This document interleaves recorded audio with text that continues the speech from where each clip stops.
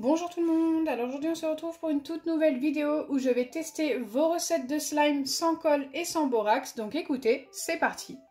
Pour la première recette, j'ai besoin de savon pour les mains Palmolive, de shampoing Palmolive également, de sel fin et du vernis à ongles. Je dois commencer par mettre une cuillère de savon pour les mains et une cuillère de shampoing. Je fais ça directement dans mon récipient tout simplement parce que je vais laisser poser. Il faut laisser poser la préparation pendant 1 heure au réfrigérateur.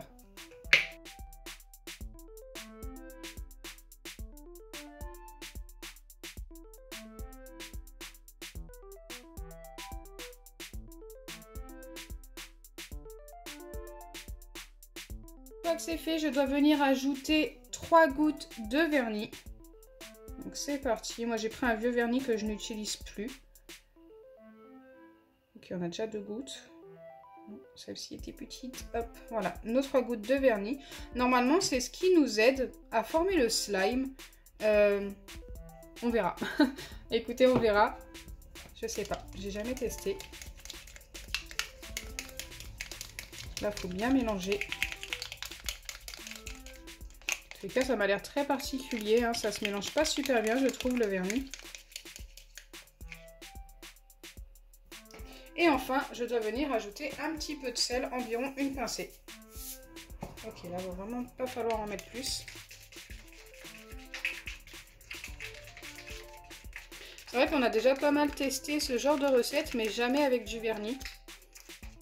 Donc j'ai été assez curieuse quand j'ai vu la recette, je me suis dit qu'il fallait tester. C'est peut-être la solution. Ok, c'est super épais. Je vais laisser ça poser au réfrigérateur pendant 1 heure. Pour la deuxième recette, je vais avoir besoin de dentifrice, donc de n'importe quelle marque, je n'ai pas de marque indiquée, et d'une craie écrasée. Donc en fait, c'est tout simplement de la craie en poudre. C'est parti, je dois tout simplement ajouter du dentifrice à ma craie et ensuite mélanger pour obtenir mon slime. Je ne sais pas du tout si ça va fonctionner. Je n'ai jamais testé ce genre de recette. C'est parti, je dois mélanger ces 2 ingrédients en espérant que ça fonctionne. J'ai peut-être un petit peu trop de craie.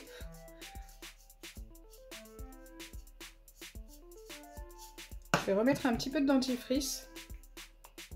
Après, j'ai peur de trop en mettre, j'ai pas du tout de dose indiquée.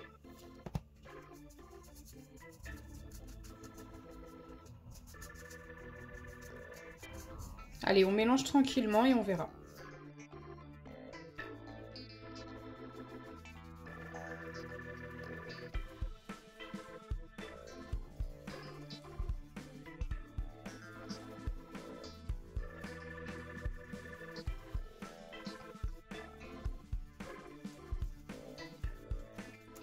Bon, je pense avoir un petit peu trop mis de dentifrice, donc ce que je vais faire, c'est que je vais remettre tout simplement de la craie, je vais en préparer.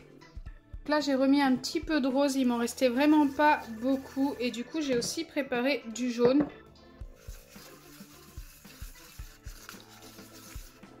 Ouais, ça va pas suffire pour le rose.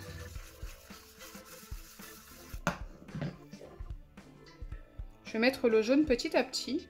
J'espère que la couleur va être jolie. Normalement, on devrait obtenir du orange pour le coup.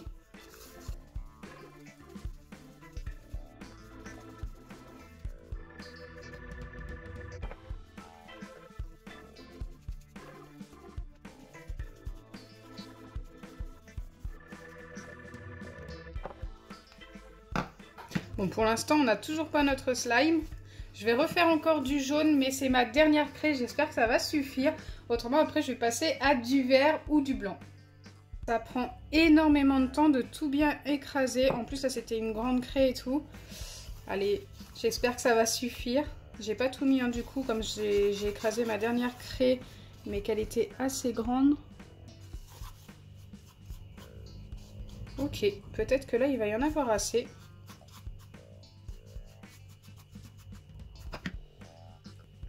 Oh, c'est encore très collant.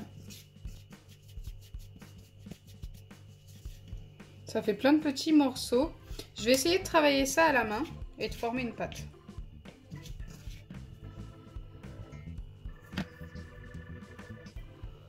Ça colle beaucoup, hein. On dirait pas comme ça, on dirait que c'est tout sec et tout, mais regardez. J'ai plein de morceaux qui restent collés sur les mains.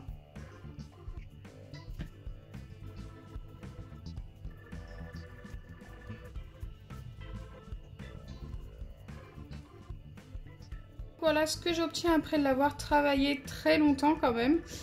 C'est très cassant, ça ressemble plus à une pâte à modeler qu'à un slime, donc je peux pas forcément valider. Si vous souhaitez faire une pâte à modeler, pourquoi pas, mais pour un slime, c'est pas du tout un bon résultat. Voilà, vous voyez bien que c'est ultra cassant. Si encore ça s'étirait un tout petit peu, j'aurais pu valider, mais là, pas du tout.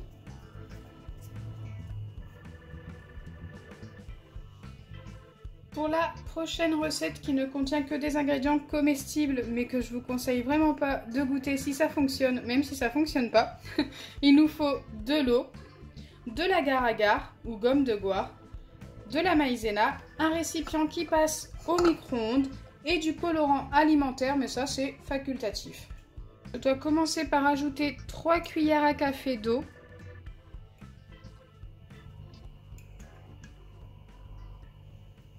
Une fois que c'est fait, je peux ajouter mon colorant, donc surtout ajoutez-le à ce moment-là, car c'est beaucoup plus facile de mélanger le colorant à l'eau que le colorant à la maïzena.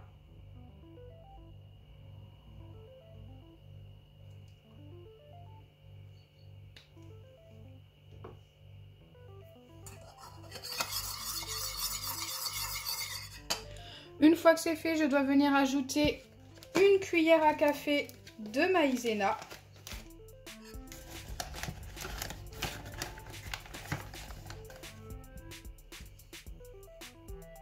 Et une demi-cuillère d'agar-agar. Donc l'agar-agar, ça se trouve très facilement dans les magasins bio. Vous en trouvez aussi sur Amazon. Ensuite, je dois mélanger le tout. Pour l'eau, ça me paraît très juste, hein. C'est bien ce qui me semblait quand j'ai vu la recette. Peut-être que la personne a voulu dire cuillère à soupe et s'est trompée et a mis cuillère à café. Donc je pense remettre 3 cuillères à café d'eau.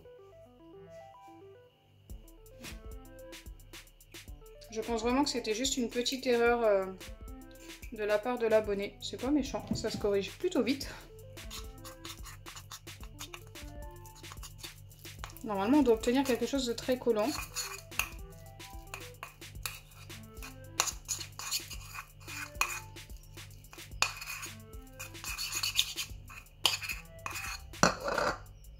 Écoutez, c'est pas super collant.